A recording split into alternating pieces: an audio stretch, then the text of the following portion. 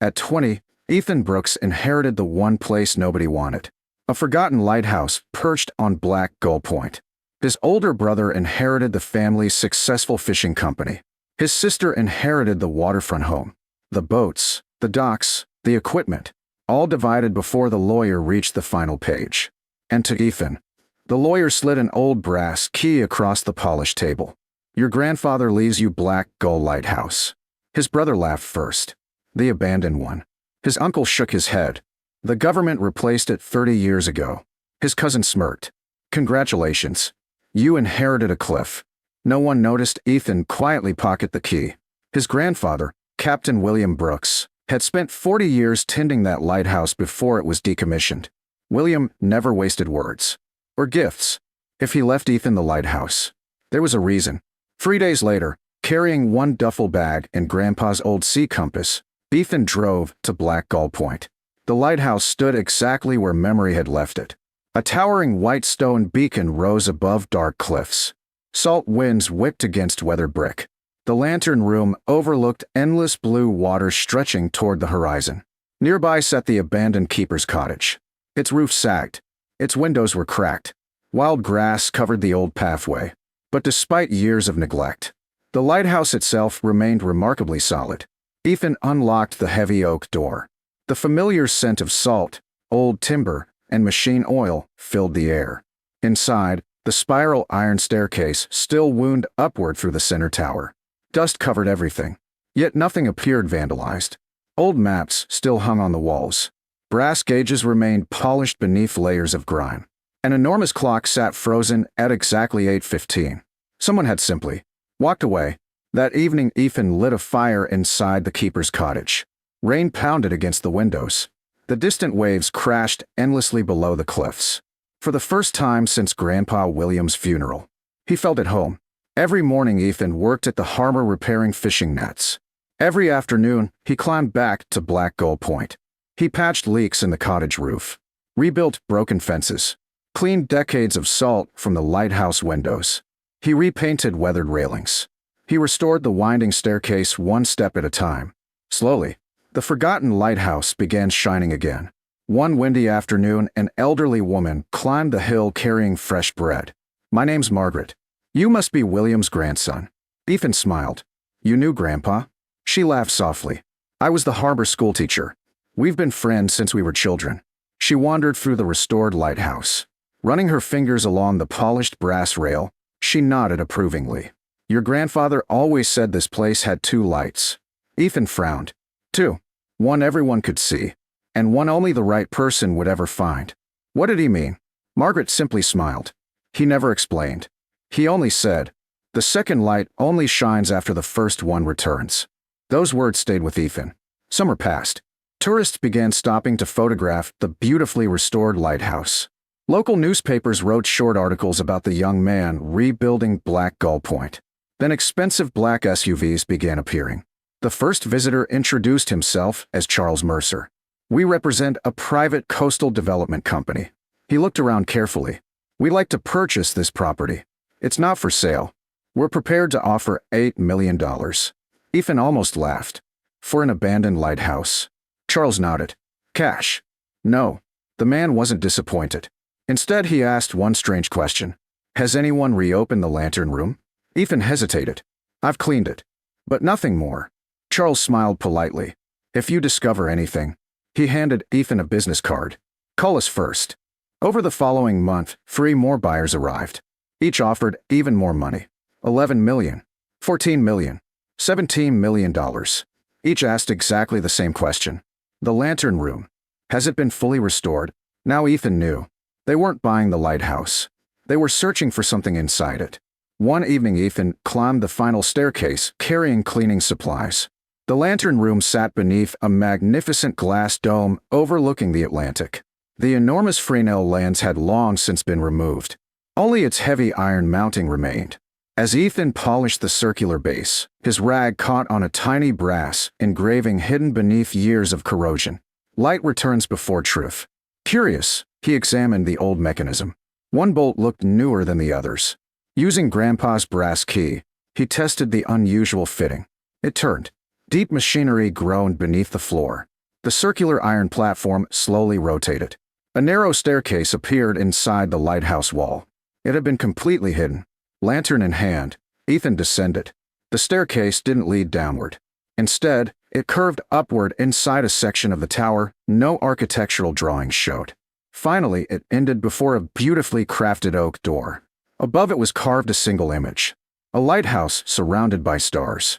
The brass key fit perfectly. The lock clicked.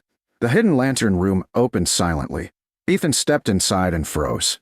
The chamber glowed with warm sunlight pouring through cleverly concealed windows.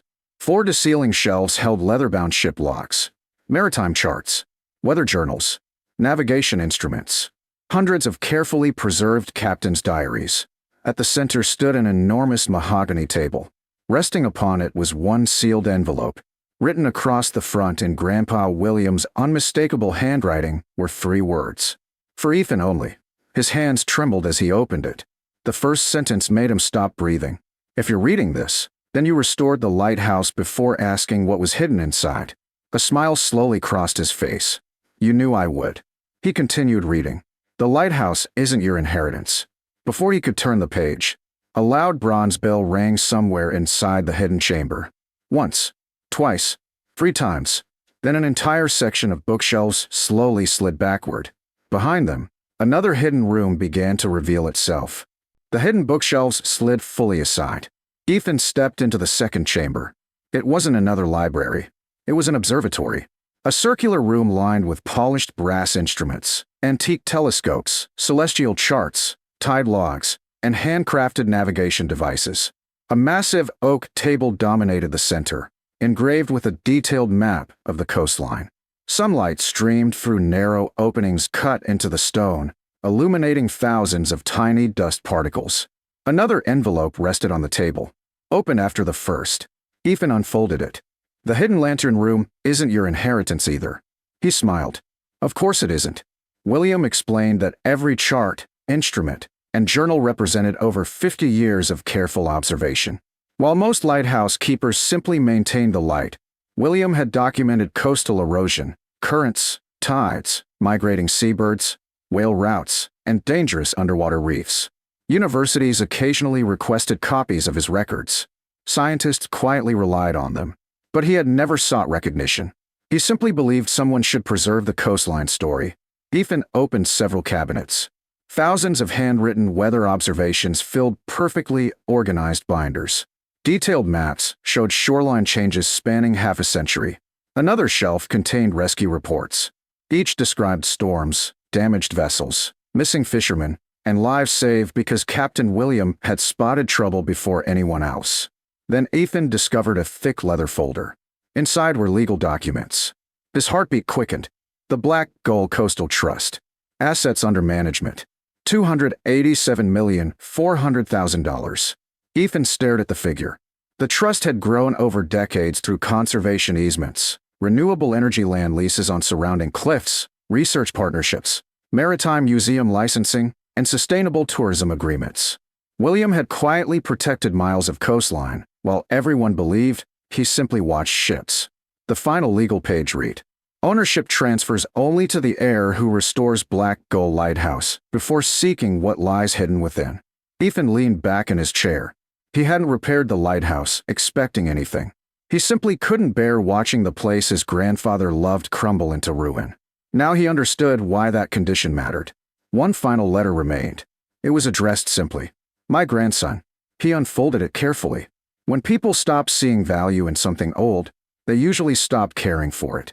That is when history disappears.